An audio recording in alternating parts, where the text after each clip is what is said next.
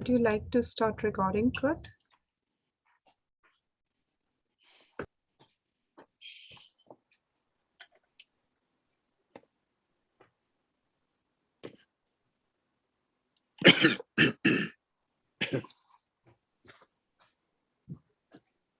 Roger, are you writing mostly?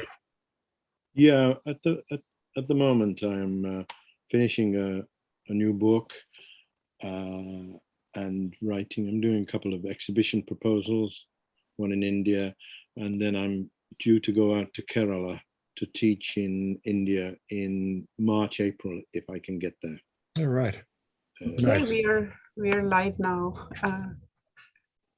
Sorry. Are you near Phil Watson? Phil? Phil Watson, my teaching partner of 25 years, has recently had a stroke and is in the hospital. Oh, he is. It's a mild stroke, apparently, yeah. Oh, gosh. About a week ago. Oh, wow. Where's he living? He lives in Colwyn Bay. Oh, okay. That's not far from me. I mean, Rogers, shall we start now? we can start, yes, fine. Okay, I'm going to start then. There.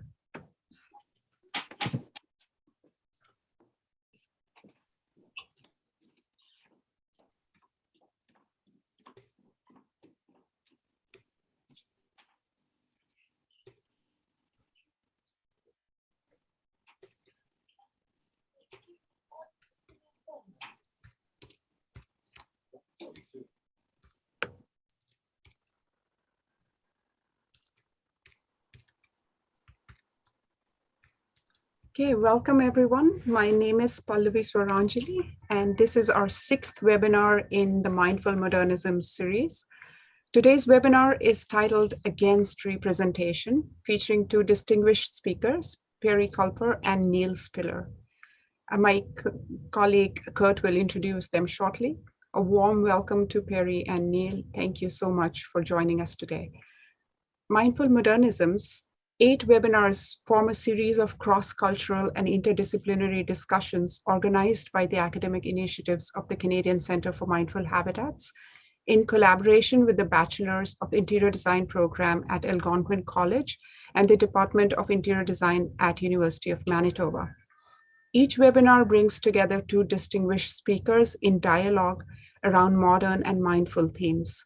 The speakers come to these sessions from a range of design and non-design backgrounds, including interior design, architecture, mindful and contemplative studies, art and design history, graphic design and representation, gender studies, psychology, and sociology, to name a few.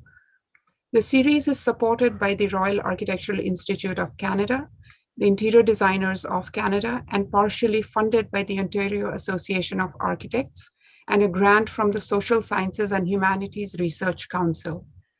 We would like to thank each of our generous presenters for their time and effort in making this series happen, as well as the numerous students, research assistants, and volunteers who have tirelessly worked behind the scenes.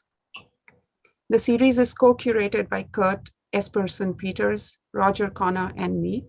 Mindful Modernism is part of an ongoing series of webinars, publications, studio and seminar courses, and exhibitions organized by the academic initiatives of the Canadian Centre for Mindful Habitats. For more information on our project or how to get involved, you can visit our website, mindfulhabitats.ca, and to watch the previous webinars. They are all put up on YouTube, so if you want, you can subscribe to the channel and watch them again.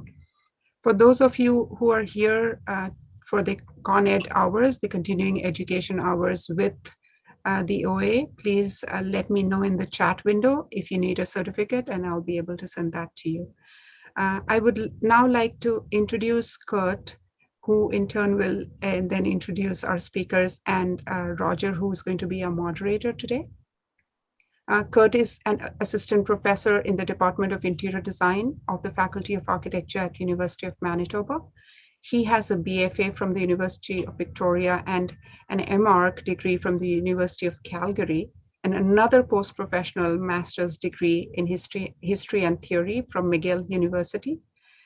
His research examines critical design theory and pedagogy, focusing on the relationship between the built environment and human thinking and experience. He's also deeply fascinated by the arcane wisdom of the Victorian polymath John Ruskin. So, Kurt, it's over to you to introduce our speakers and moderators. Thank you, Pallavi.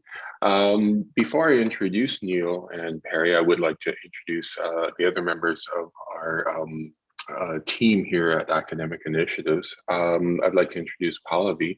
Pallavi is a full-time faculty member in the Department of Interior Design at Algonquin College in Ottawa.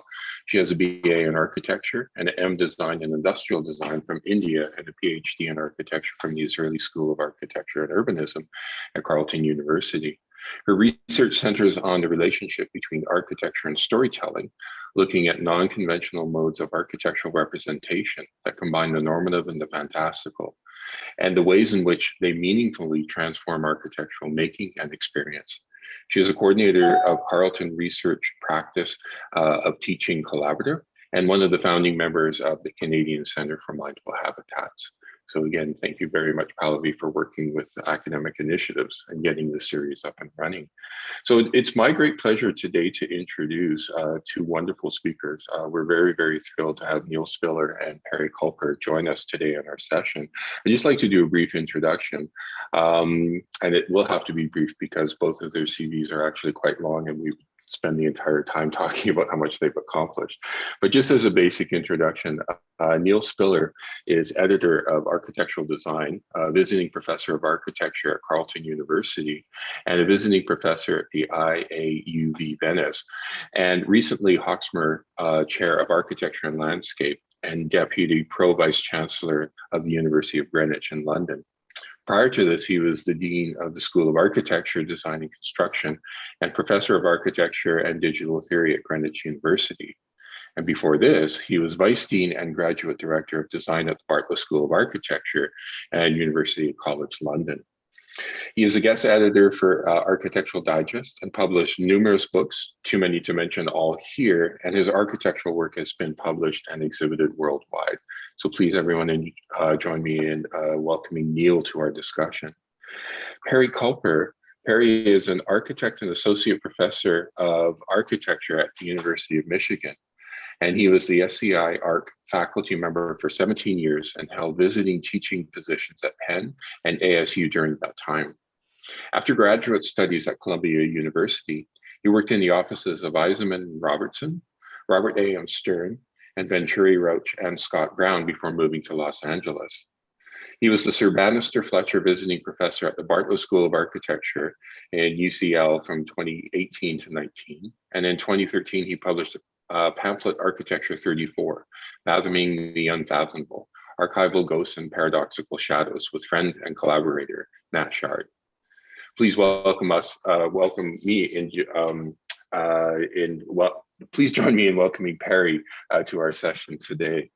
And so we're looking forward to their topic for discussion today, which will be centered on questioning representation. And for this topic, what we've asked them to do in our Mindful Modernisms discussion is to have a look at representation in architecture and interior design education. So this session, when we're looking at against representation, we look at architecture and interior design education that stresses the primacy of visual and accurate representation. And what can we be mindful of in representation so that it liberates and does not limit ways of thinking and dreaming without preconditions? This invites an obvious question. How do academics and practitioners balance the role of nature and representation, not only to address the focus on ocular-centric approaches, but to reassess the role of representation? The latter could lead to new ways to explore alternate methods of thinking about design, more contemplative and even traditional, some of which may embed new stories of cultural and contextual elements. And are there alternate ways of representation from different unexplored traditions, cultures, and disciplines that are not considered or deliberately excluded by still predominant modernist conditioning.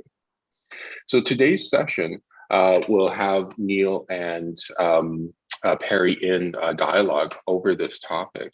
And this session will be moderated by Roger Khanna. And Roger, who lives in North Wales, UK, is a former associate professor of the Israeli School of Architecture and Urbanism at Carleton University. He's a visiting professor at School of Art and Design in Guangdong University of Technology, and the international chair of the Sushant School of Art and Architecture in India. And Roger is responsible for a series of publications, exhibitions, films carried out over the 4 decades worldwide. And he's also published over 20 books on architecture, art, material culture, cinema, and society.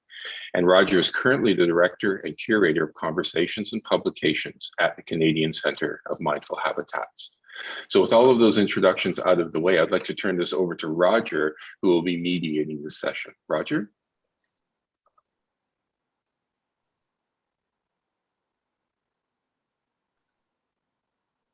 I think you're muted, Roger. You're muted, Roger. Thank you very much, Kurt, for the introduction. I won't say much today, much at the beginning, but I would like to just put one proviso. Why is it against representation? And the reference some of you may know sitting out there listening is to a book by Susan Sontag called Against Interpretation. And the reason why we put it this way was that Sontag was situating the notion of interpretive studies in the late 50s and early 60s, which was being subsumed by all sorts of linguistic studies and art history studies around semiotics and structuralism. So she came out with this set of excellent essays, and they're still readable today. But she basically said the point is, what is the whole point of interpretation? And she talked about the impossibility of arresting or defining meaning within certain artworks. So I thought it was useful that we have that sort of provocation as against interpretation, which doesn't necessarily mean that it is against one particular act, but in fact, to be against one might be to form another representation and so on. So it becomes a plural way to introduce this dialogue. So first, I'd like to ask Perry to speak, and Perry will speak for about 20 minutes, and then I'll move on to Neil. And then after that, hopefully I don't really need to conduct very much, but there'll be some sort of dialogue between the two. So thank you very much, Perry and Neil. And Perry, the floor is yours. Thanks very much, Roger, and to Pallavi and Kurt as well for the invitation. It's great to see all of you and Neil, my good friend Neil Spiller. So what I'm going to do is I'll share a screen, and I'm just going to move quickly through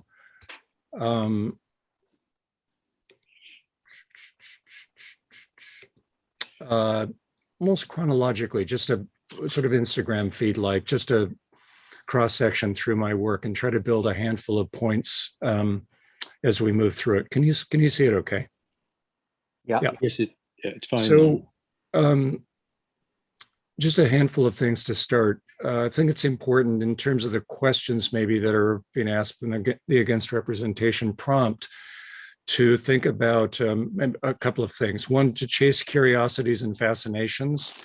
I think this is, Neil is the epitome of this sort of prompt, and I've tried to carry that on a little bit. Cultivate an imagination with conceptual breadth and without judgment. Be grounded in the histories of drawing, painting, film. Particularly collect things of interest, catalog, read about them, touch, learn from other disciplines. Be conscious about the authorities vested in visualizations, and be mindful of a range of audiences that might participate in the work. I won't be elaborate here, but I've made, I make lists as a way to keep track of a number of things, not the least of which is visualizations. So these are just some reminders for me. 6, drawing as a ground to open default assumptions. using the architectural drawing to explore the cultural agency of spatial realms. 10, the avoidance of reduction, trying to maintain degrees of complexity when appropriate, and so on. So I use a range of representational techniques, language being one of them, and then visualizations, both as, let's say, manual, and this is what my drawing table looks like, and this is what my really nascent digital space workspace looks like. I also make projects at various speeds to keep both my conceptual and, let's say, representational channels open. These are little ditties that are projects, really. One is dedicated to Neil under 3, reflexive architecture.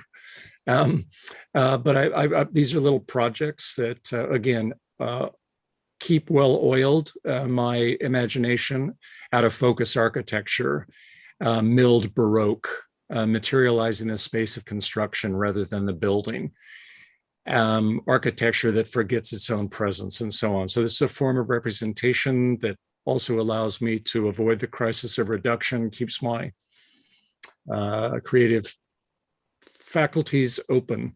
I've made a bunch of landscape drawings, 750 of them, that started in the early 90s. So now I'm going to start roughly a chronology of just a really quick drive-by, essentially, of again, a cross-section of some of my work.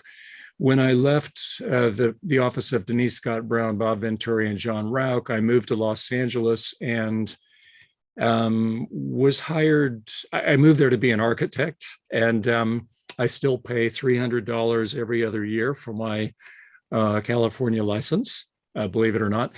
Anyway, I had a series of 3 projects. House competition, a small guest house, and this house represented by these images in one of Southern California's deserts.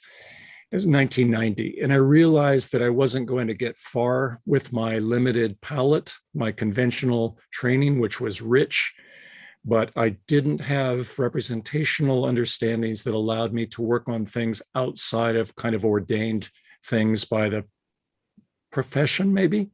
So I made a second version of that house, and these are called aspectival drawings, where I was just looking at the critical aspects of a project rather than the critical fragments, rather than a complete whole. And then markedly for me, the most important drawing was a competition in 1996 for an island off the coast of New York. And I made this David's Island drawing where I was exploring a range of issues, heterogeneous issues, which didn't make sense together. I was trying to use the drawing to invent programmatic logics as a way to engage the 12 to 15 key ideas I was trying to work on. And it was concerned with multiple levels of representation, language, diagrams, pictorial things, but also to use to understand the drawing as a thing in its own right with capacities. That's another drawing, a technical drawing that belongs to that project.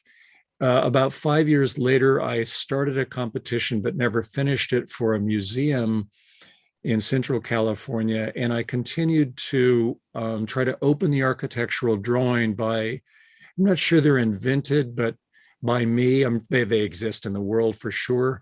But I started to make drawings that I named, and they had certain qualifications or aspects that I was after. For example, these are cryptic site drawings for the project. There's a series of proto-formal drawings, of which these are drawings for this museum. What I was trying to do was build what I called at the time bridging and shuttle drawings, where I could move from a set of ideas in a thematic drawing, let's say, through the work, transforming it en route without losing things that were critical that I couldn't yet convert into spatial terms, but also taking things on board and changing the nature of the work as I went. I've been interested in things like erasure, and I was going to work on a house, but didn't complete it, that simply tries to erase things which are familiar in domestic realms. I work at different speeds, as I alluded to earlier. I was working slowly, so I made a piece of work where I was, that I called fast twitch, linked to fast twitch muscles that we have. in our bodies. Anyway, I was working analogously on a house for a desert, made a series of drawings, of which these are a couple, exploring first ground, sky, and horizon, and then the work thickened, and I was dealing with hybrid archetypes and temporal frameworks that were shifting and split, and so on. And we made after the fact that the early drawings were made in 2003, and then after the fact made a series of just renderings of the project to try to understand it at a first pass in terms of what it might be, let's say materially or figuratively. Like this, I've been in Neil as well, been fortunate to be involved in a number of things globally at this point. So in the Prague Biennale in 2005, I was invited to think about architecture as a transient phenomenon. We made a sort of 15-foot long drawing that was made in puzzle pieces and had gold leaf and drawn parts, and shipped it to Prague and so on. I mean, my work is, I don't know if it's rangy, but I'm not subject oriented. I don't continually work on a similar set of topics. So in this case, got some funding from the school and was interested in breeding landscape elements, landscape types, and landscape biologies towards an alternative understanding about temporal spatial structuring. So these are a few of literally probably 150 images that were produced. With my friend Coy Howard, we made some speculative rooftop proposals when SciArc moved downtown in 2001 and 2. And these are, I finally last summer was just working on the plans for some of those houses. So this is another body of work with a friend, Coy Howard, working on some things with him. I move around. So I was interested in vertical surfaces or building envelopes, and the entire drawing tries to think about what that might be, what those might be. So cut paper, drawn parts, downloaded parts, and so on. And then, as was mentioned, Nat and I were fortunate by Kurt. Thank you for the introduction. Nat and I were fortunate enough to win Pamphlet Architecture 34. And as a part of it, sort of 16 of the 18 pages, we made a particular project which was interested in indeterminacy and contingency.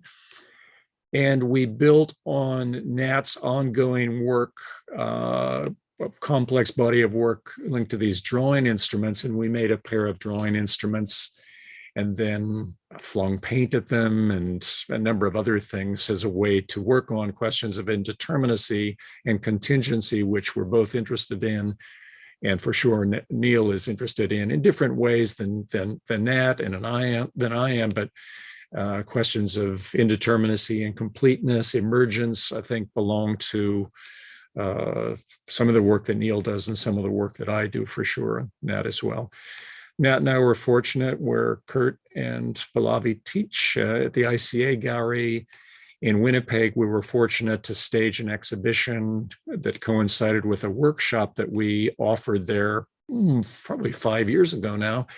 And then when I was the visiting professor at the Bartlett, Bob Scheel offered the opportunity for us to, again with Nat, stage an exhibition of some of our work on the ground floor on Gordon Street. And these are some of the images from that exhibition, just to suggest that representation can also do work beyond the immediacy of working on a computer screen or a drawing table, that its public dimensions obviously have the chance to make contributions.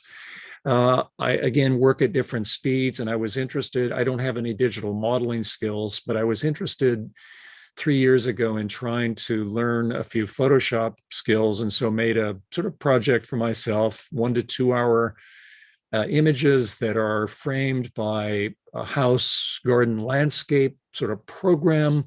So these are essentially, I think of these as sort of drone-ish views, but they're not meant to be literal, let's say. They're meant to be more suggestive and would require quite a lot of work to really work out domestic landscape garden possibilities in terms of formal, material, experiential, even rhetorical and discursive dimensions of those three forms of, let's say, occupation. So in this case, I use my own drawings, and I literally just sort of a bit improvisationally, but I'm trying to work on design skills, optical skills. I'm trying to open up programmatic thinking. I'm trying to work quickly so I feel like I'm accomplishing something because I don't have many hours to work. And I'm just showing you a cross section again of these. There are about 150 of them.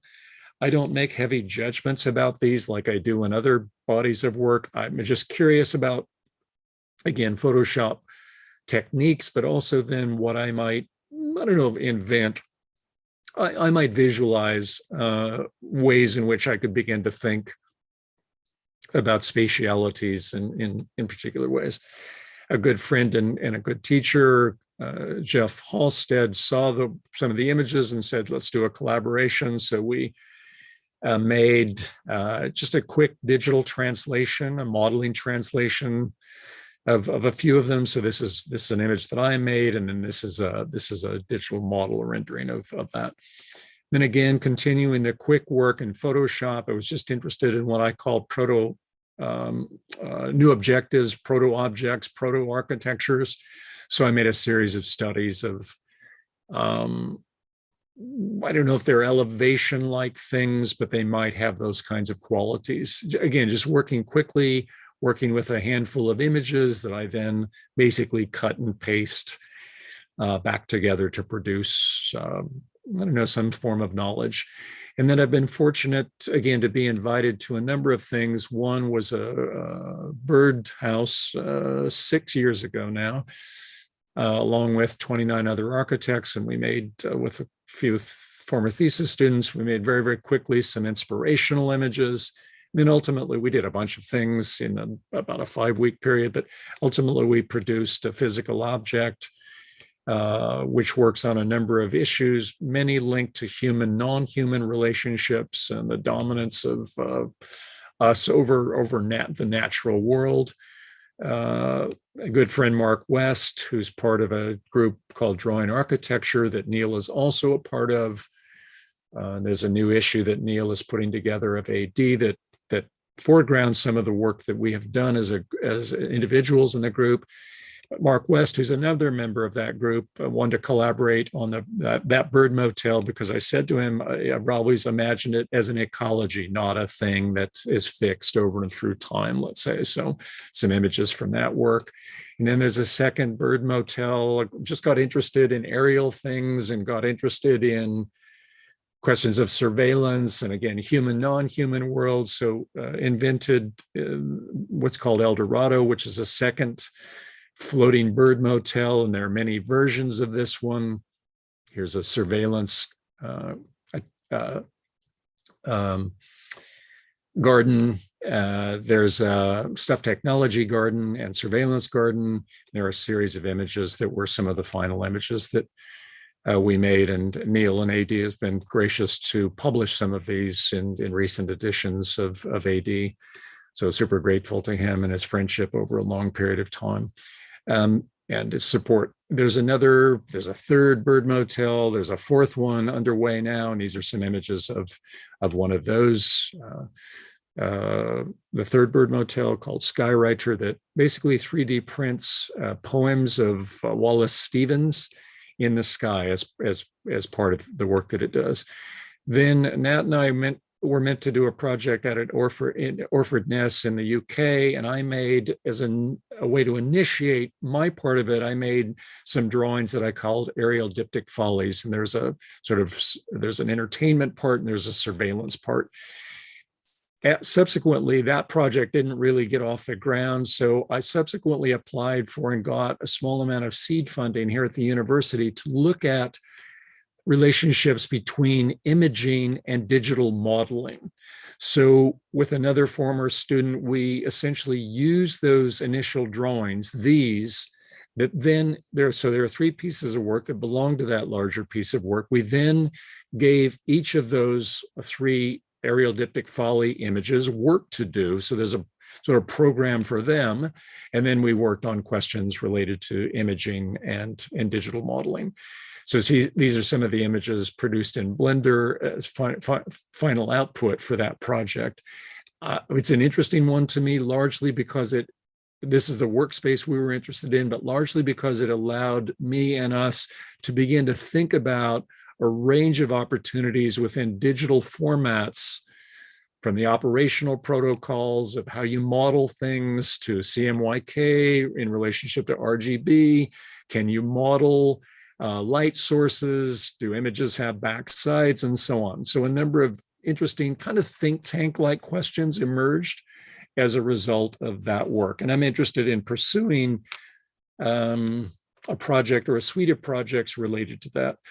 Currently working on a project called 2080, where I'm trying to get 80% of the juice and spatial setups and drawings out of 20% of the effort. And that's work that I'll get back to shortly.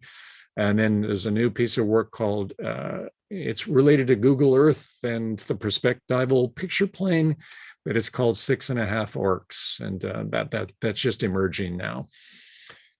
This work is a 3-part piece of work where I was interested in using important architectural and representational precedents, say Borromini's church in Rome, Chinese scroll paintings, the Barcelona Pavilion, the Noli map, and so on, and trying to develop strategies by which could reframe or rethink those precedents. So this is the first one, called niche.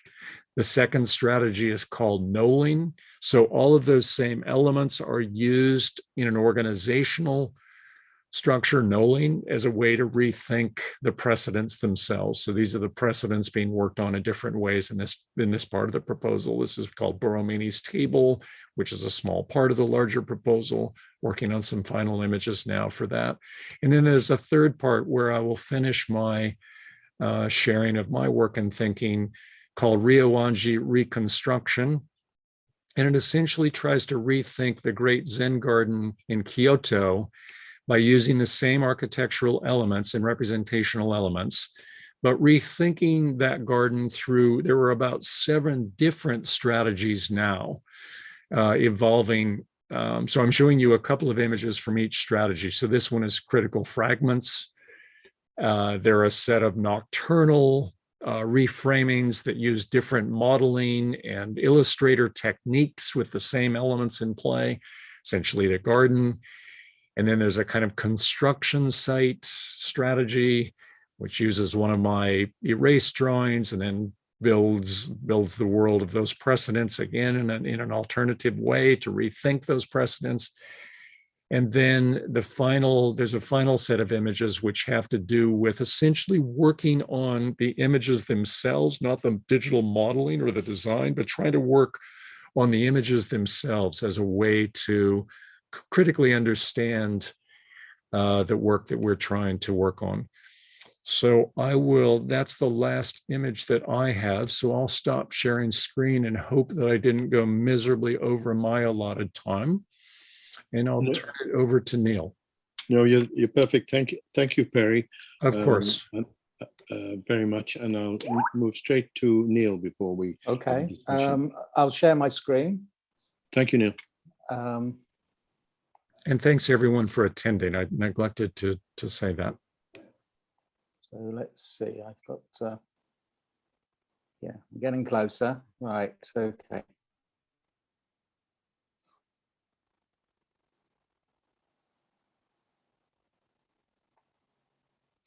So I'm going to talk about, and thank you, Perry, that's an amazing cornucopia of images in 25 minutes, so extraordinary. Mine's going to be a bit more ploddy, I think, but we'll see. I call this sort of chat Confronting the Blank Sheet, and it's really about the making of a kind of graphic place. And it concerns the most recent work that I've been doing, which I haven't sort of done much of in the last few months. But at the end of 2019, just before I went to Ottawa, because the Ottawa term starts on January the 4th, which is a bit close to New Year for my liking, but nonetheless, I was told that one of my best friends, Vaughan Oliver, a very famous graphic designer, had died. So at the start of this work was done in Ottawa. But I just wanted to go back. I mean, I've always had this choreography of chance thing. And so when I left college, me and a colleague shared a flat, and we did this kind of, well, you might call it cadaver esquisse thing. He would do one half of the drawing, we'd set the ground line, and I'd do the other half and not really communicate. So this was the first drawing that we did, and this is about in the mid 1980s, probably 85, 86. So we set the ground line, and it was for a railing outside the Princess of Wales pub in Blackheath, where I still frequent now and again. And I did the left-hand side and he did the right-hand side. And we realized immediately that we had something that was combined by a similar graphic style that we developed together, but we had an extraordinary potential. And it's around about this time that the first drawings were started to be published by Building Design magazine. So once we got this, we started to think about, and I was very much inspired by Charles Jenks's representational columns through time that he wrote about, I think in AD, may have been the AR, but and we thought, well, we've actually done the fence, the filter thing. Let's develop an architecture element by element. So the next project was a vertical one, and it's these drawings are on CS10 graphic board, which comes in 20 by 30 inch pieces. So this is one on top of the other. I did the bottom, he did the top. He's obviously inspired by Macintosh at that time. And they are black ink on CS10 graphic board, which has a very sort of chinery ceramic surface that you can scratch out on as long as your mistake's not big. All these drawings were done again in that same method, in that kind of choreography of chance thing. I did the base, left the drawing around, and he finished it off without any concentration at all. And this choreography of chance has been a motif that's developed throughout the sort of 35 years that I've been doing this sort of work. Black ink, rotoring ink, drawn with rotoring pens, and the big areas of black are painted on rotoring ink.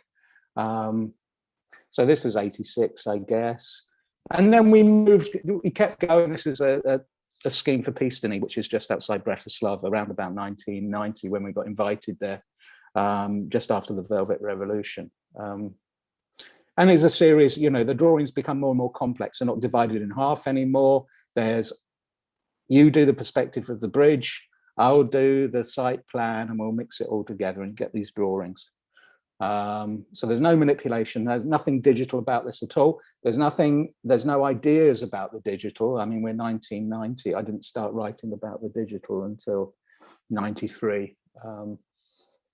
But anyway, series of bridges. It's a kind of urban dribble. So there's a series of Pistony had a Kunsthaus that was built by the communists that no one went to because it was outside the town, and these dribbles and bus stops and fountains and bridges kind of encourage people to go and see the art in the Kunsthaus.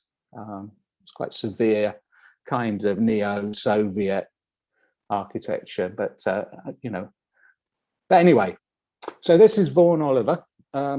Very, very, very well known, probably the most famous graphic designer of the 1980s and 90s. He worked mainly for an independent record company called 4AD, based in Wandsworth, where I discovered him in the late 90s.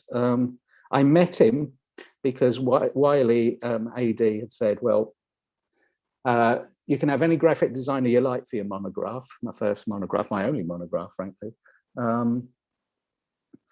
And as long as they accept 1,800 quid. This was like 1997, 1998. So the only record cover I bought simply for the record cover and not the music was a goth album called by a band called the Fields of the Nephilium. Used to cover themselves in flour before they went on. But unbeknown to me, Vaughan's business partner, Chris Bigg, had done the cover, and it was a kind of horse's skull and photographs of hands and this beautiful kind of backwards writing, which Chris always does. And so I was ushered to Vaughan's studio, V23 they were called, in Battersea. And there's this guy looking half pissed, with a shaven head, just staring at the wall really over a drawing board. And then Chris, a very twitchy little man. And I thought Chris was Vaughan. And Chris started getting his loop out and looking at the slides of my drawings. And then he suddenly said, Vaughan, you better come and look at this. And Vaughan went, how much money have you got? And I said, 1,800 quid. And he said, that's nothing, man. There's a Geordie. He said, but we'll do it because I love your drawings. And we've been mates ever since. We also discovered that we lived down the different ends of the same road in Wandsworth at that time, which Vaughan always saw as a kind of sign from God.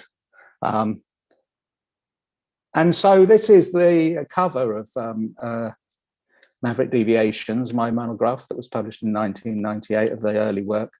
And the image on the front, which is a photograph of a negative of one of my drawings bent round a table underneath an angled poise. And that was the sort of thing where I liked that creative process, and Vaughan taught me a lot about that process, or told me about it, or let me watch it on my own work. So PMTs, photo mechanical transfers. This is one of Vaughan's work. I had nothing to do with it, but this is the sort of work you get. You get the distressed surface. You get the messing about with scale, you get the enigma. And these are some of the record covers, of which there are hundreds.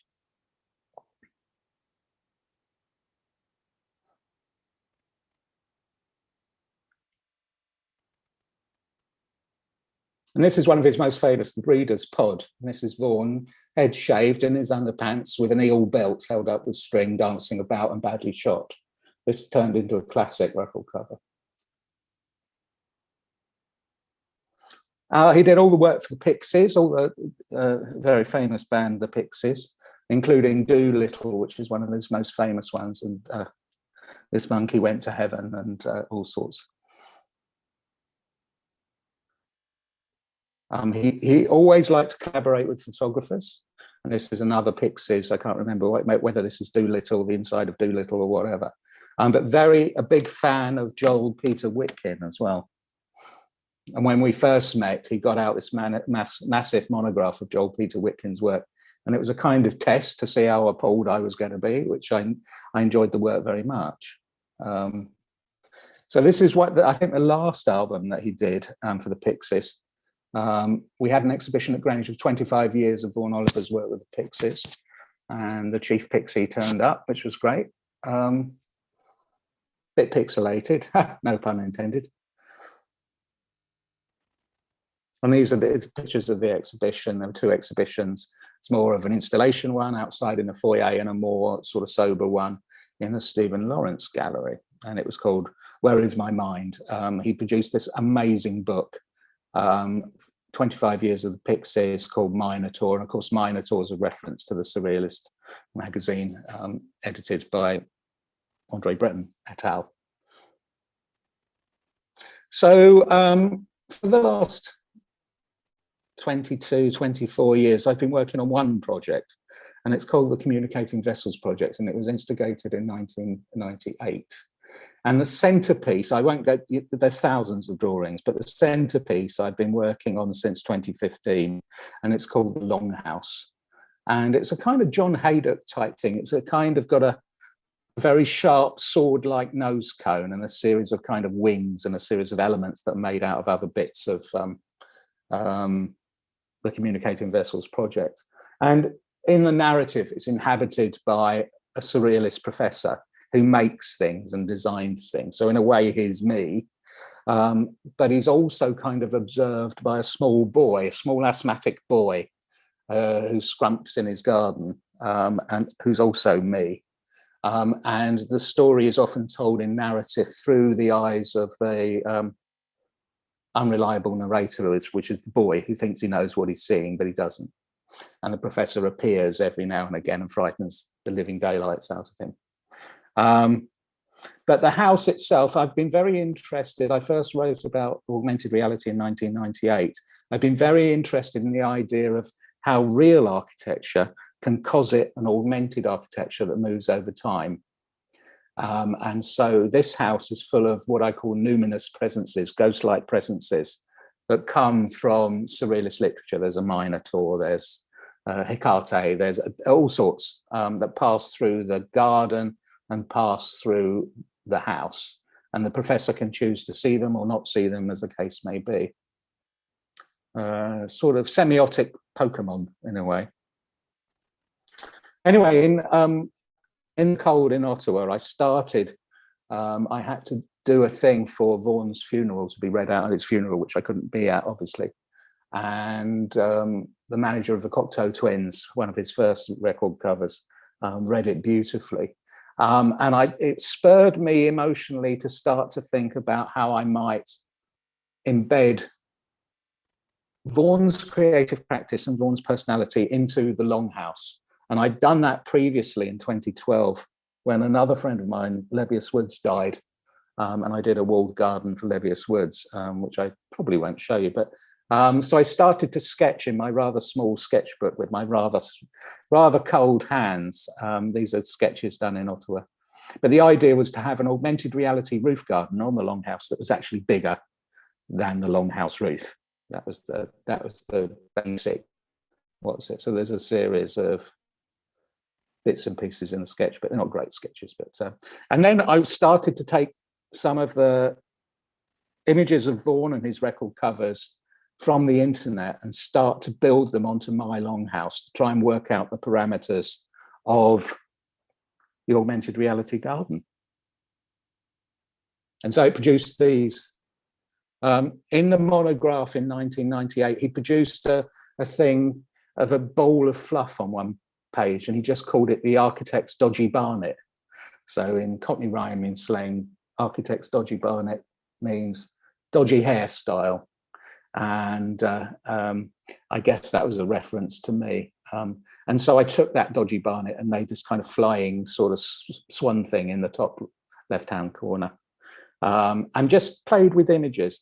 I mean, the thing is, I was taught by the white, clean and neat Jesuit modernists who'd come down from Cambridge.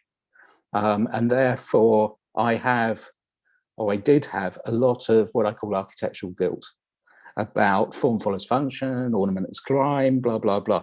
And over the years, I've dispensed with that and developed a creative process that is about discovery. And so you see part of Vaughan and the eel belt there. These are just images to set me going. And then it starts to come down. I mean, some of the motifs that Vaughan had was the washing line, the broken knife, the monkey with the halo. And I'm starting to introduce here in the plan of the augmented roof garden some of those things. And Perry was talking about the AD. I was very lucky enough to be contacted by an Australian professor from, I think, Sydney called Chris L. Smith a few months ago, who'd written a piece, and he was requesting permission to talk about the communicating vessels and for me to give him some of the images, the high-res images. And he's written this wonderful piece on the roof garden that will be published in the AD. And he said, I gave him a kind of talk about, very similar to the one I'm doing now.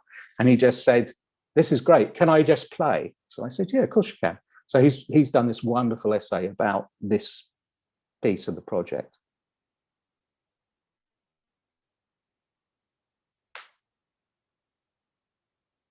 So I started off, when I came back from Ottawa, I caught COVID.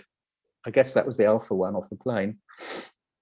And I had to do the 10 days isolation, and a friend of mine said, is there anything you want? And I said, oh, drawing materials. So he had drawing materials and food sent in. So I spent 10 days just drawing, and it developed 3 drawings. And this is the first one.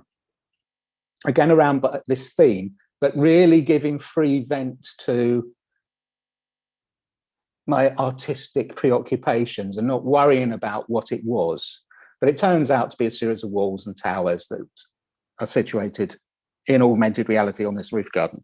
So this is the first drawing. This is the drawing. This is a handmade drawing.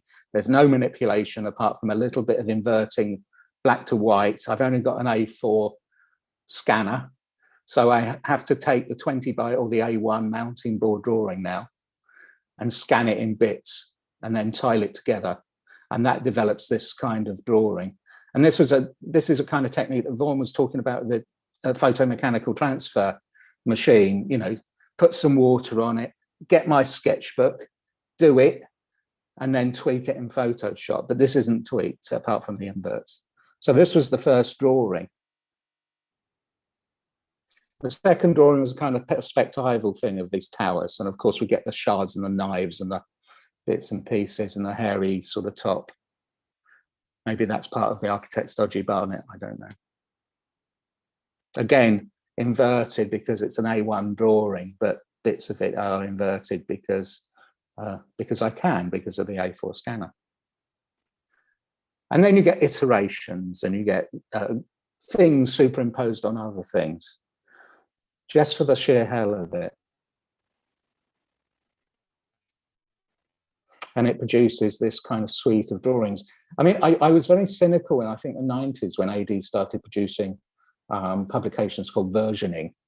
But actually, the drawings are versions now. And they can happen quickly, or I can spend all day on Photoshop and nothing of any import arrives. It's kind of a sheer playful pleasure. So totally ensuring the architectural guilt thing. And then taking pieces and superimposing one drawing on another to see what happens. And then deciding you can either delete them if they're a bit shit, or you can keep them. And it's a way that you reread the drawing to actually tell you about the proposition.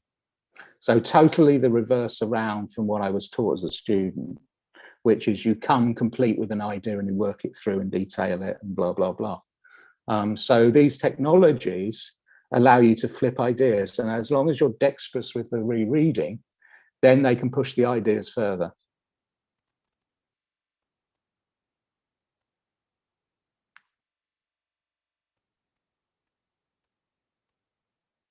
I'm also interested in a thing in Photoshop called content aware. So you can delete things and you press the content, as long as there's one layer, you press the content aware and the computer decides what that deletion should look like after it's been deleted. And so it's another version of this choreography of chance, whereas I can take a piece, highlight it, delete it, and it produces another type of drawing, which can then be reread and then be used as a kind of imperative to the other to the main project. So these are content-aware drawings based on some of the drawings that I showed you, the original drawings that I showed you earlier. And then I might take older pieces and put those in and just see what happens.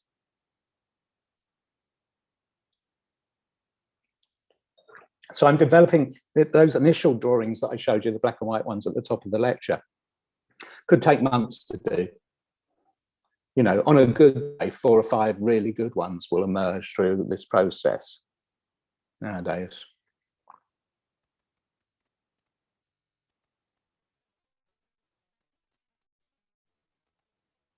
And then the final drawing, this is the final drawing, again with a bit of inverting because of the size of the drawing relative to the A4 scanner. It's supposed to be a kind of look up the inside of these towers, seeing these knife shapes, partly inspired by Danny Liebeskind's interior of bits of the Jewish Museum in Berlin. But you get this drawing, which I don't feel I was totally in control of, and that's a feeling I like nowadays. Whereas at the top of the lecture, I was totally in control of what I was doing. And so this technology, it's very important that this technology, I feel, has kind of liberated my creative self, dislocated my creative self in a good way, making me do things that are not preconceived.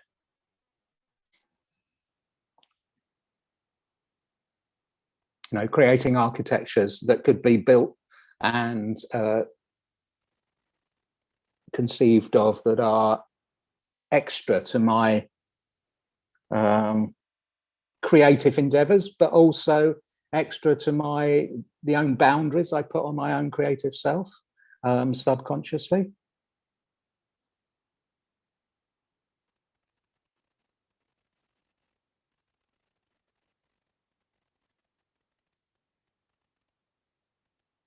And then, of course, if you start to really go at the content there, something else comes out of those drawings. And this is another version of those drawings I've just showed, but it makes, with a little bit of dropping some color in, I started to develop, I've also in parallel been developing sectors of the Surrealist City, which is a kind of offshoot of the communicating vessels. And I started to produce these. And these are Photoshop manipulations of those original drawings. There's no extra work. And it made this kind of estuary, very busy estuary drawing. So the first one's one on top of the other. And the second one's this kind of meandering estuary full of boats and architecture on the coasts, and other bits and pieces, maybe barges, I don't know. I never expected this. It just kind of happened one day. I like it because it reminds me of Nigel Coates's NATO and the kind of Albion drawings. It just kind of happened. I didn't set out to do it. Sometimes the manipulation of the drawings just give me art objects as well. They're not architectural, but they're art objects that could be framed and used as art. But anyway, so there you are. I'm going to stop there. I think that's probably my 25 minutes. So I'm going to stop sharing. Thank you very much, Neil. Thank you, Roger. And both of you. I'd like to do an experiment now because you've both presented. In many ways, you talked chronologically, and I want to ask you to look at each other's work now using a phrase from the other. So, Perry, Neil used the phrase, the unreliable narrator. How would you interpret that in relation to what Neil spoke of the unreliability of the narrator and your own work? Think about that. And the question to Neil is, Perry spoke about the notion of infinity and the cumulative. And linking this with your notion of the choreography of chance, how do you read that back into his work and your work? So are they, I hope that's clear. Very Perry, reasonable questions, yeah. Yeah, Perry, I'll leave you with that. The unreliable narrator. I thought you might have a dialogue with Neil. What is the unreliable narrator?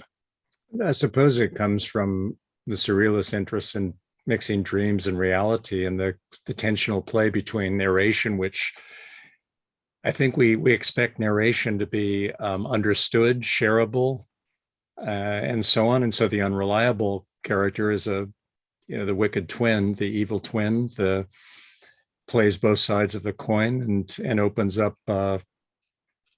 reflects as an unreliable source, false news, possible rabbit holes, Alice in Wonderland worlds that seem plausible because it's still narration. But it's harder to know where to locate. In Neil's work, the continuity, the threads, there's often not a beginning, sort of development, and then an apex and the end. So the unreliable narrator also seems to have a kind of squirrely or twitchy sort of diagrammatic presence in terms of how it unfolds for Neil. Is the draftsman, if I can use the phrase draftsman, is it still allowable? Draftsperson. Is the draftsperson able to already be the unreliable narrator by virtue of being in charge of the reference of all the works? I think so, but also because of the kinds of distances that representation allows, the draftsperson to open up. Yes, both control of the references, but also what we draw is not what we experience in space. So yes, I would say there's an unreliability just in terms of the capacities of representation with respect to the real world, the built So the world. unreliable narrator, in a way, is the against representation Perhaps, side, but because it can always put it into infinity. Neil, can you respond? I picked the unreliable narrator as the small boy because the small boy doesn't know too much, but wants to describe it, so gets it wrong when he looks at a piece of the communicating vessels, which might be, there's a piece in the communicating vessels called the chicken computer, right, which is a kind of analog computer run by chickens. And of course, he doesn't quite understand that. And that's used as a kind of input into other bits of the communicating vessels. So it's a literary thing. It's, I don't know, I've not read The Catcher in the Rye, but isn't that an unreliable narrator, the kid? Yes, yeah, but I'm coming back now. But the drawings don't, of course, are not reliable to the narrator. The drawings can't be that little kid because we don't know the little kid. So what happens to the little kid? So it's, in a way, it's process. Your process. Yes. Is I mean, the drawings describe what's actually there in my mind, and the little kid misinterprets them. And the little kid when they're built. But to read misinterpretation, we don't have the little kid, do we? You have to say it. You have to tell us. I have to write the little kid's thoughts. So this is a literary, in a way, what I'm trying to get at. This is there's a literary backdrop to this, which is part of a reference world, which we often have in architecture. I want to come on to Perry's drawings. Do you need, this is the difference in the complexity between the two of you, I think. I'm just asking you to respond. Your complexity actually doesn't have that level of needing the little kid to mistreat it or misread it, does it? Yours is, so is it procedural? It's a procedure, whereas Neil's is a kind of literary layering. Is that fair to say? I think, for interrupting, I went to a lecture by Will Alsop in about 1985. And he talks about, that standard postmodern artistic trope of the viewer completing the work. And that's where the little kid comes from, if that helps. Yeah, I'm asking, is there a way that, yes, that the little kid, if you want the little kid to be part of the unreliability of the drawing, doesn't have to be explained in a literary sense, can be drawn. Yeah. And would it then have to be a literal version of the little kid, or the little kid becomes a disrupting element, a misreading element? And if it's a misreading element, how do you represent misreading? That's my question. That's a good question. It's the joy of it, really, is what it's about. The little kid appears. I've published quite a lot about the little kid in relation to the drawings, parallel to the drawings, and parallel to the a narrative of the professor. But there's more of the little kid in the project. So the thing is really a kind of, like you say, a literary. My thing is a kind of literary surrealist layered artifice.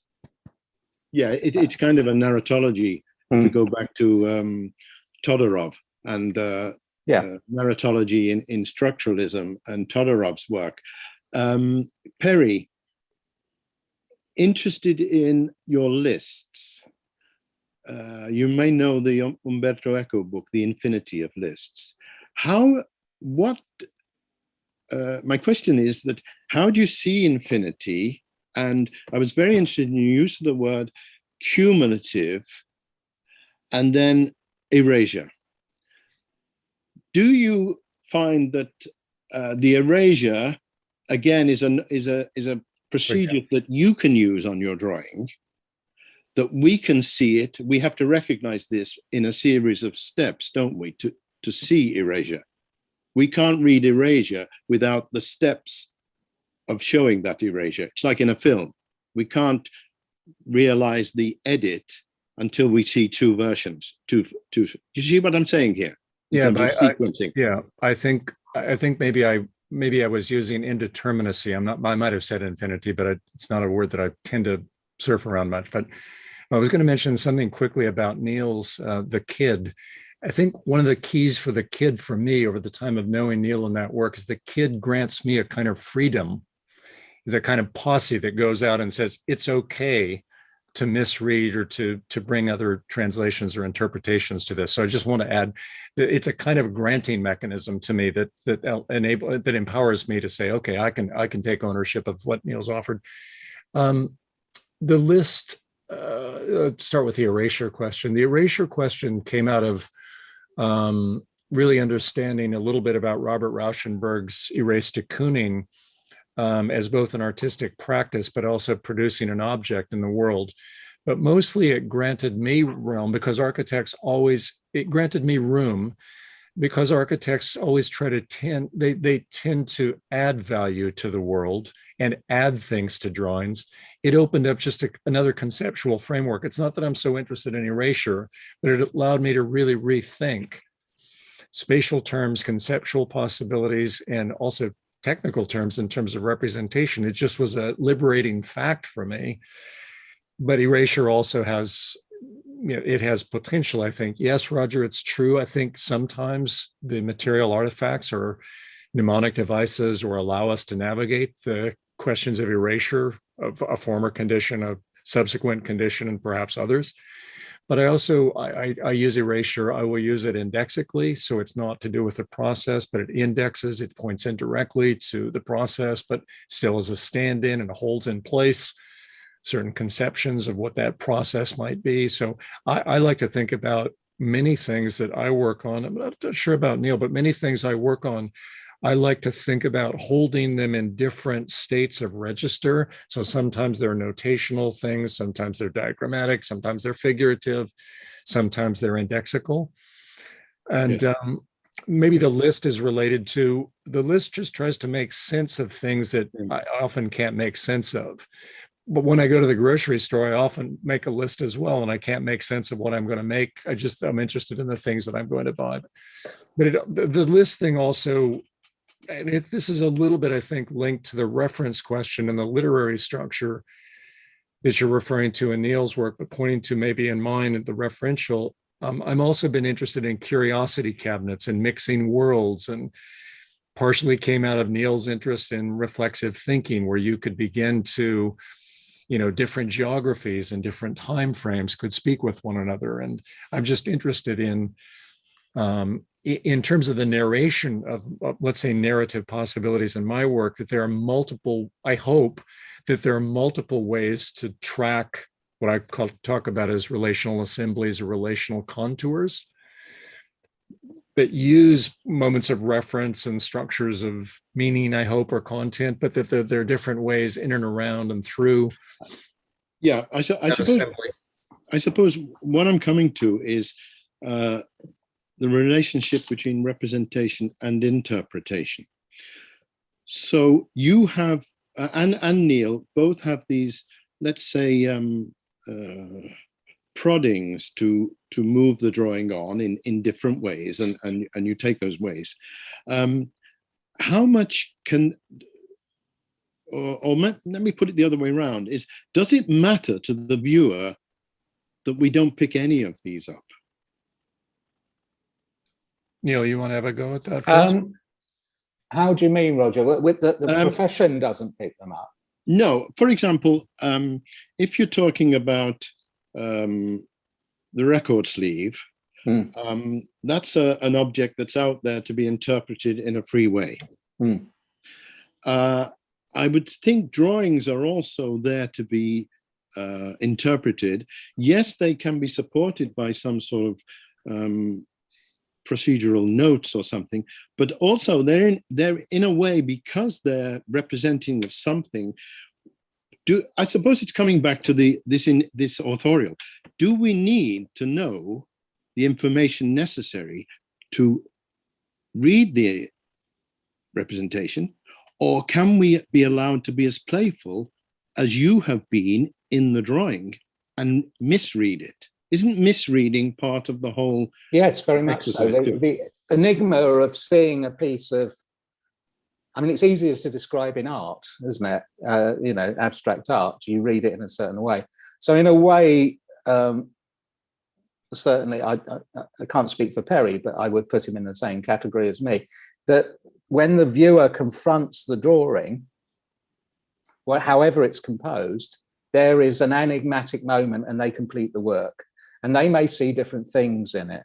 And one of the joys that I've had recently with, I was talking about Chris L. Smith in Sydney and his essay, is I just showed him the drawings and he went for it. And he went for it in such an original way, provoked by the drawings in a way that I'd not even contemplated. Yeah. And I enjoy that when people reread my work in whatever way they personally see fit. Now, and of course, architects hate that sort of thing because they want to nail everything down, because drawings are about construction documentation. So the average professional.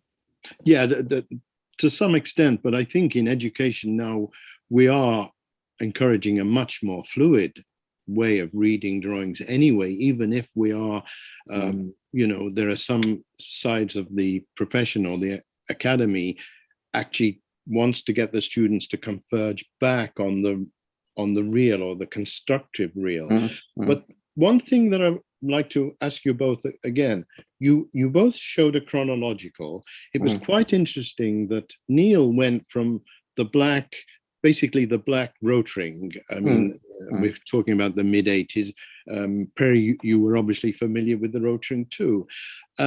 Yours started with, if I go by the tracing paper and the pencil, clearly there was a complexity that developed through your periods.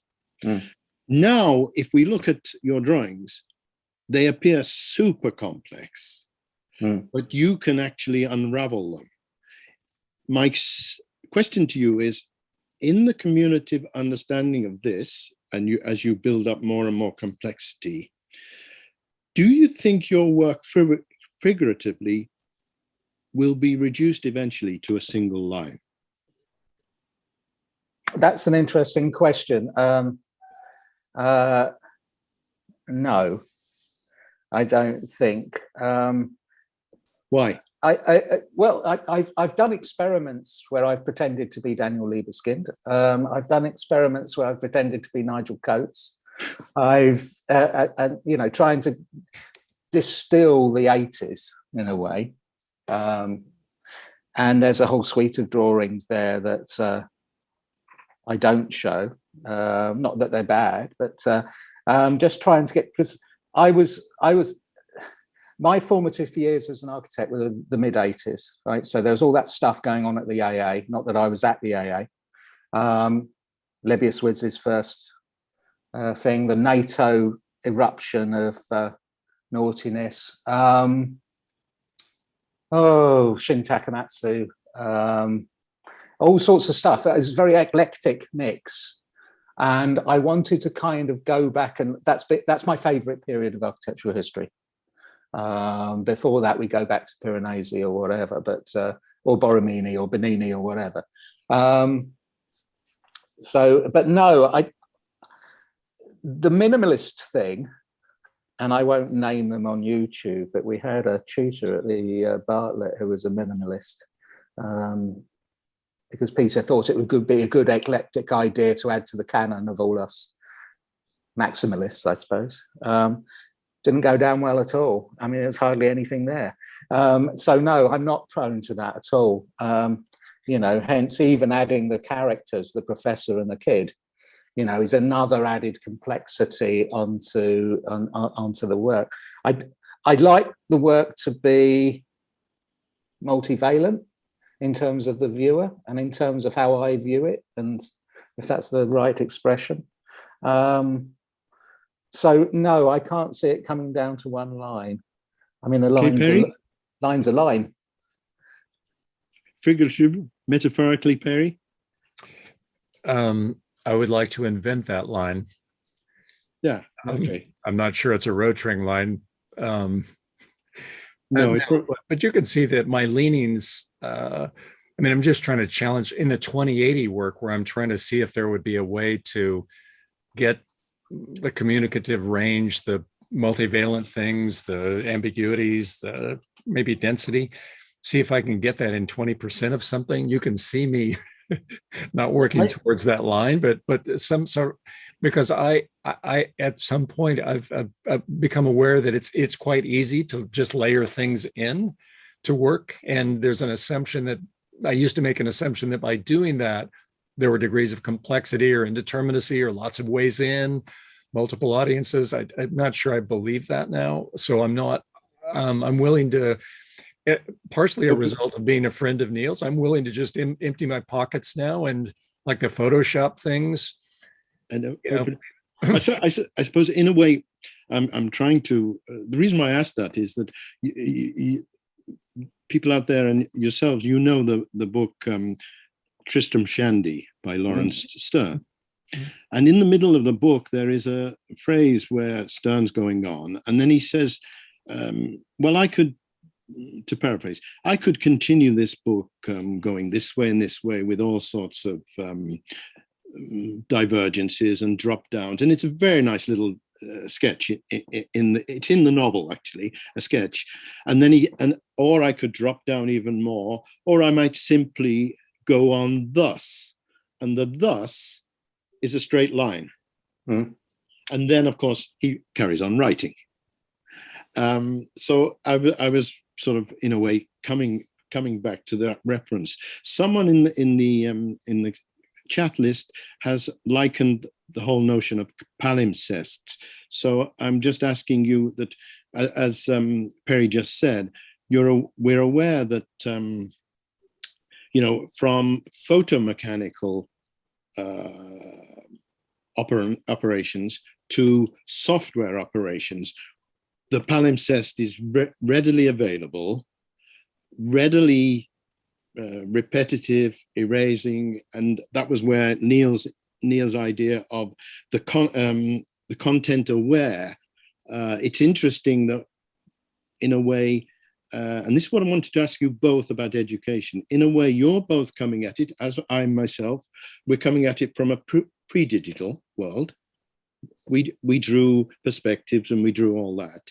So you're discovering these senses of the palimpsest, the complexity, the layer, indeterminacy.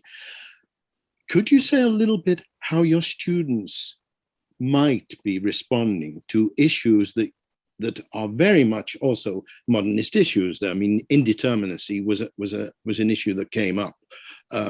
So how are these ideas being not just taught, but are they being discussed? Are they aware of this in the drawings? Yes, from my point of view, I start off talking about, well, for example, Ottawa with my theories of representation, that was to the M.Arch students just before Christmas. It's a series of 12 lectures. So I start off talking about the 50s and This Is Tomorrow and all that stuff. Then I talk about the 60s and Archigram and Young, Culper and Blau, and how they start to push the nature of the drawing. And then I go to the 70s and 80s, as I said, my favorite period, NATO, Stan Tigerman, whatever. And then the 90s, the burgeoning of cyberspace. And then I give them a blunderbuss of, the sixth lecture is a blunderbuss of images as well, which includes a lot of Perry's. And then I go into 3 lectures about my communicating vessels, and that gets me to 12 lectures. So there's always this constant discussion. And then the assignment was, you are paired with two architects. So it might be Liebeskind and Ben Nicholson, for example. I mean, Ben Nicholson, the architect, not the artist. And you will make composite drawings using their work, but in a different way. And some of that was exceptionally successful. So there's always that discussion in the design studios, as opposed to the kind of history and theory course. Very much so. When I've been working with this, talking about Ottawa, the 6-week things, 2 weeks to set your site. You pick your own site, your own agenda. And it may be, you know, the collision of two artists and their work. It doesn't have to be big. You've got 2 weeks, and then you've got 4 weeks to draw it. So I'm interested in the representation. And that's been very successful as well. And I've never taught 6-week studios before I came to Ottawa.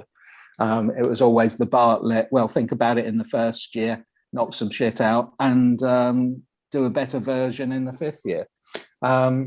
So I think certainly my teaching recently in the last 2 or 3 years, it's become very, very, very important and is uppermost in some of the a lot of the conversations we have in the studio or on the course.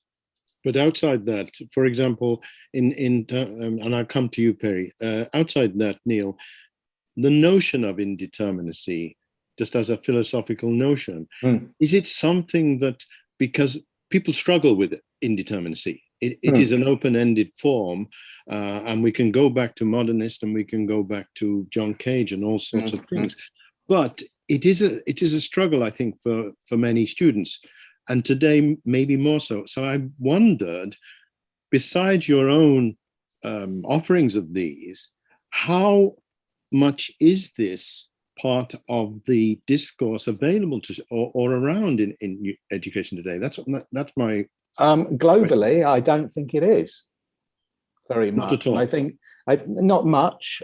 Students seem to be encouraged to have the hubris to think they can solve world problems, and will avoid any kind of let's say graphic artifice or indeterminacy as much as they possibly can, and a more sort of condition towards, what's the expression, deep mapping. I don't know what that is. Yeah. So I don't think that, no, there isn't a lot. I mean, yes, you're right, it's a modernist and it goes back to, you know, via Duchamp through form lists and all sorts of stuff. The deep mapping, of course, can include indeterminacy, and it can include versions, which is something you talked about, the versions. So I don't think they're that far away, but it's those that are teaching mapping still with the idea that mapping has a solution at the end, has a resolution. Yes. Mapping can be sprawl and remain versions.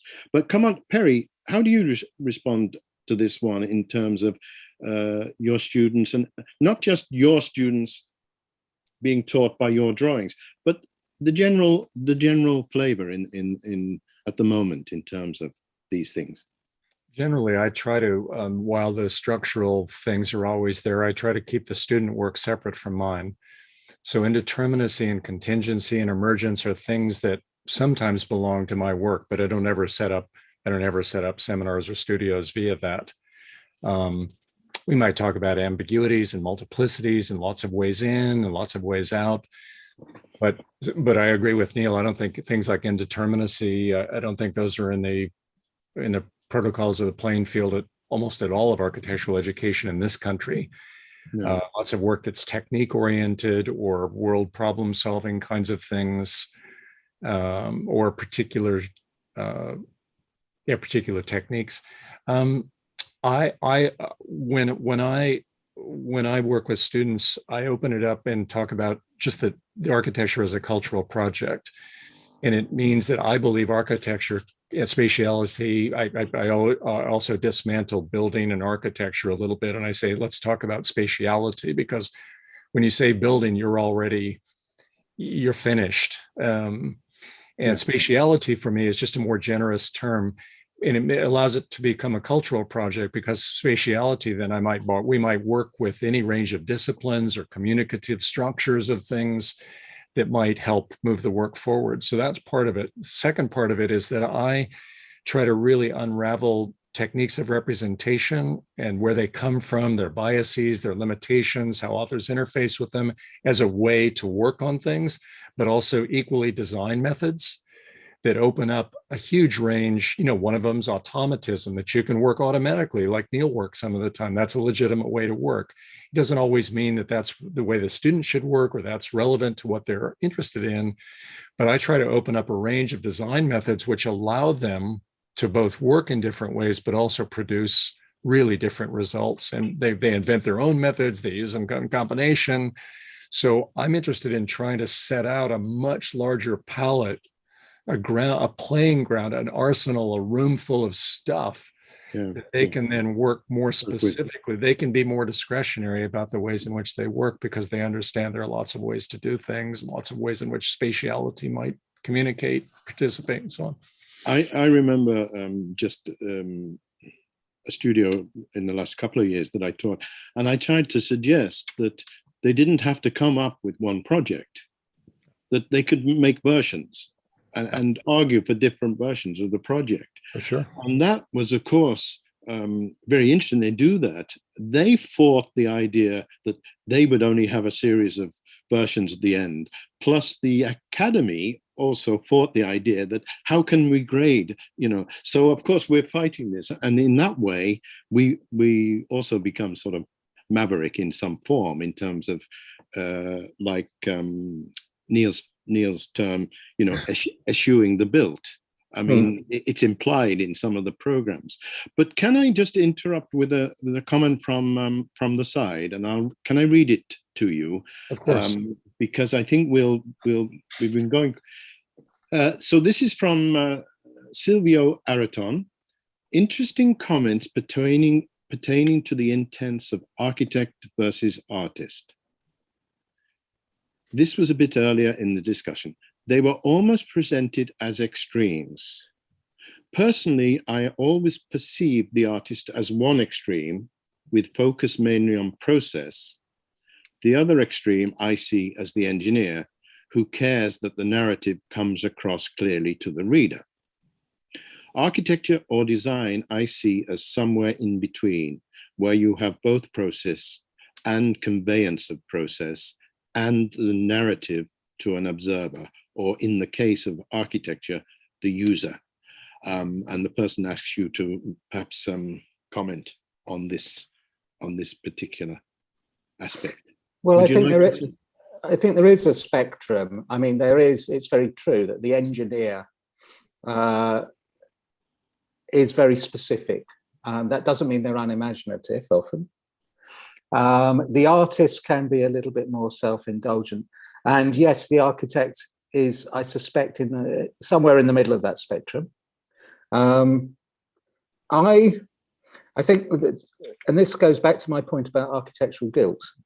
I do my work for myself. And no one's going to commission me now. Once upon a time, as a young man, I thought I was going to win international competitions and build similar things. So what I do is I operate, I suppose you could say, as an architectural artist. I'm a fellow of the Architectural Artists Society, or used to be, have been for about 30 years in London. So I do things to please myself now, and this is an extreme luxury. I've been very lucky. I practiced for about 10 years. I did some notable projects, which I won't name, but and I was bored rigid most of the time. So I was very lucky to be headhunted by Peter Cook to join the Bartlett in the early 90s. And out of that, I managed to shed off this kind of coat of skins of the respectable building architect, because it wasn't that respectable, and the building is a very simple process on the whole, fraught with tolerance on all levels and all meanings of the word tolerance. But So yes, Silvio, I think yes, we operate in between. I think a lot of people have described my work as art and not architecture. Lebbeus Woods always said to me, don't call your work visionary architecture because it allows the rest of the profession to segregate you. And I think in retrospect, he was right. Thank And you. I noticed that he never used that expression. I would say try to answer the question that, again, I'm willing to, when I work, I'm willing to co-author or take on other forms of authoring. If Neil is going to be an unreliable narrator, I'm happy to author from the point of view of an acupuncturist or a detective or a novelist or a screenplay writer to work on the things that I need to work on. So I'm often, I'm sure Neil is, probably half to 2/3 the lectures that I give. One of the questions is, or do you think of yourself as an artist and an architect? I think those silos come out of modernization, specialization. Yeah. Because I try to, and I think Neil does as well in different degrees, different ways, try to work and think relationally. I might need to be a third person, indifferent author at some point because I'm trying to work on things. So I don't think about silos. I'm perplexed by the emphases on cross, inter, and transdisciplinarity. I think that's natural to what Neil and I do. I'm Roger. I know that's natural to you. I know. You totally get it, but I don't get. Yes, you're right. And I want to sort of maybe start closing it off here. I think you're right. I mean, we can share this aspect, even like the choreography of chance or the music of chance, the Paul Auster novel. I mean, one can make an architectural studio out of his novel. But I do think that you do have a role, and maybe it is being fulfilled as drawn.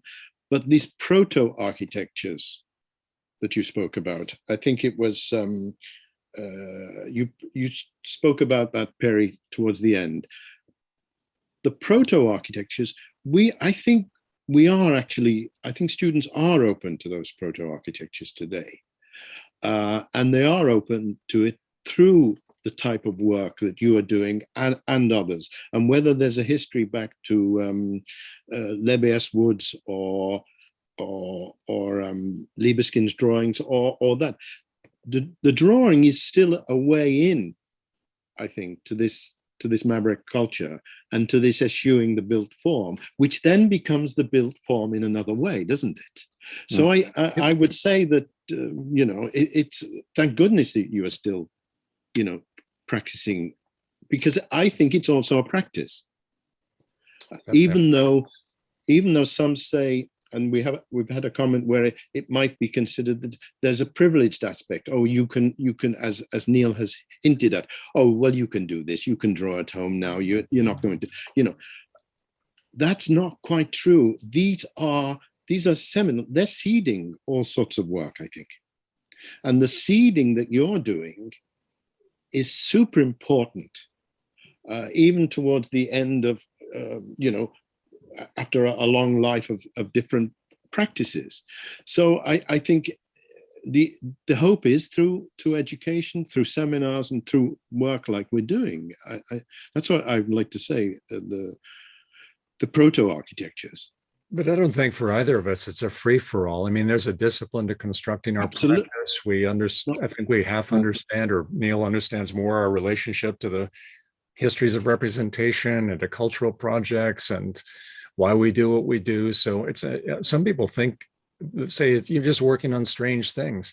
Yeah, maybe. I mean, I'm a little bit like Neil as well, that I work on things that fascinate me, but I'm interested in different sort of resolutions or gradients of the work, with the different ways in and different ways out for different audiences. Some people, I frankly don't care if they understand what I'm doing in a drawing. I'm interested in trying to, work on certain kind of questions that if I did get a commission, Neil and I were both estranged probably forever. I'm interested in doing work that, where I can work towards those things and might try to find a way to spatialize them. But I'm not interested in people understanding what I do. I don't understand probably 60% of 40% of some of the things that I do, and that interests me. I don't want to control or understand. I'm not interested in that. Yeah. Because I get up each day because of the change, the transformation, the possibility that I'm interested in the puzzles, the conundrums, how to work through things that I half surmise but don't really understand. I'm also happy. I like Neil. I was trained in a similar way. Columbia, great teachers. I needed to know everything, why I did everything, when I did everything, what it was about, and so on. I'm increasingly, that's not the way creative, that strips 90% of our creative capacities. Yeah, that's not how James Joyce wrote Ulysses or Finnegan, right? Knowing what he was doing all the time. Artists, in fact, most artists, I would say, they don't set up, here's what I'm going to do and here's how I'm going to do it. No, I don't think so. There is a lovely aspect to what you both demonstrated, is that, and I was very interested in the speed of your work, because you both talked about it in different ways, but you particularly talked about it, Perry. It's another conversation, because I think the speed of the work in terms of the thinking element and whether the palimpsest or the layering comes needs, of course, a developed discipline. We know you've many have spent time on that, but at the same as the speed of the drawing is also the instrument. And the instrument that has changed from, with the speed and with the cognitive abilities, the instrument has changed from the rotaring onwards to the black, to both of you mentioning eventually, I eventually moved to Photoshop and I started these things. These are very interesting, and the keyboard. And I think this is another presentation on just those aspects. I recently went to the Van Gogh Immersive. Have you heard about the Van Gogh Immersive exhibition? No. There's a huge new exhibition in going around the UK at the moment called the Van Gogh Immersive. And it's about 26 screens.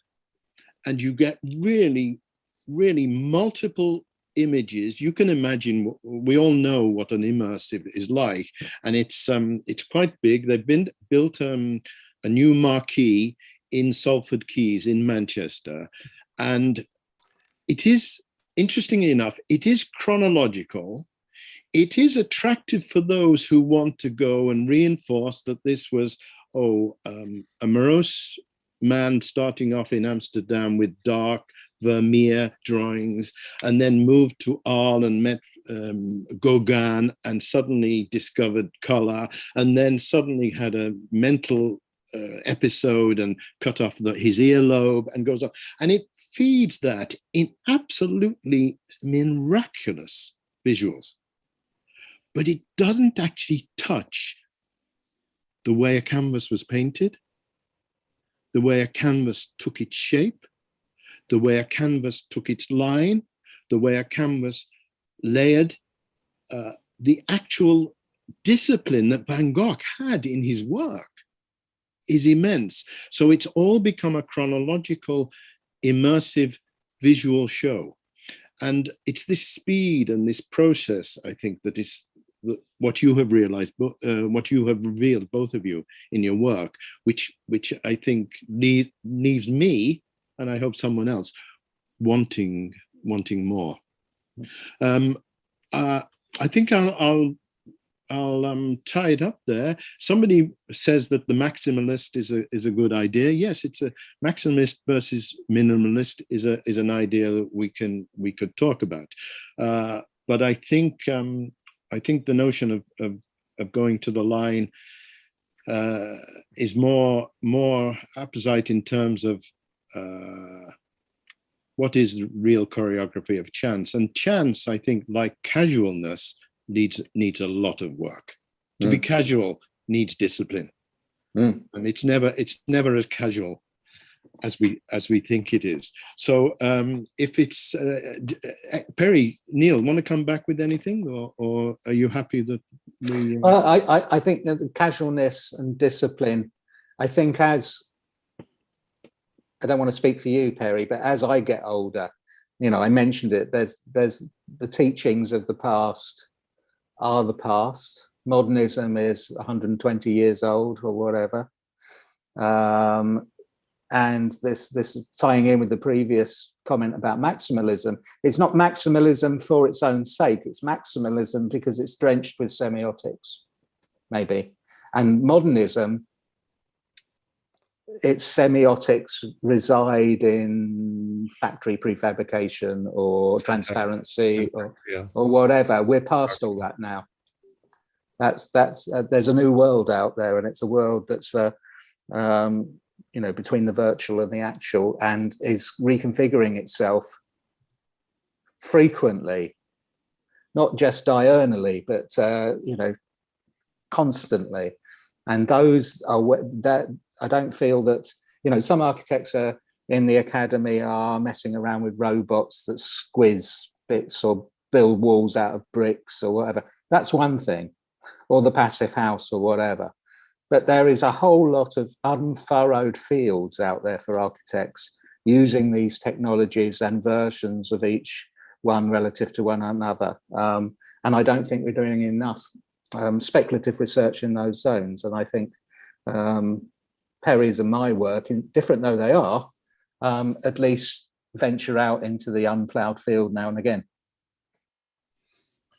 I like what Neil said very much. I would just say that from my point of view, to know how to move between minimalism and maximalism, and when to put those in conflictual relationships or in dual relationships with one another. I'm interested in trying to expose to students that kind of, let's say, dexterity or plasticity or versatility to be able to move around differently in different situations. I also say that I'm often the schoolwork is people say, well, this, you can't build this stuff, and you know, there's too many things going on and so on. I'm just interested in liberating the students to the degree, because I know, you know, while they're in school for 2 or 3 years, because I know in all likelihood what they might face when they finish, those doors will never be open to them and they will, it's difficult to find those doors unless someone grants you a key or two and says, you know, this is possible. It's possible. It's not necessarily right or interesting or relevant to everyone, but it's possible to work in these kinds of ways and think about these kinds of things. Yeah. I think the reconfigurations, as Neil mentioned, extremely important. And transformation. And to bring it round to against one interpretation, it's against all, because each interpretation can keep on going on itself, which is delightful. I would say I would like to finish it there. If that's it's very good. Thank you. We've been almost an hour and 3/4, and so. For those of you listening, Pallavi will close the session, but it will be available so you can go back and listen to this. And as I said to Neil and Perry, I would really like to see a section that you didn't include in this session. I don't know what that is, but I would very much like to see what it is and to keep that in mind. Okay.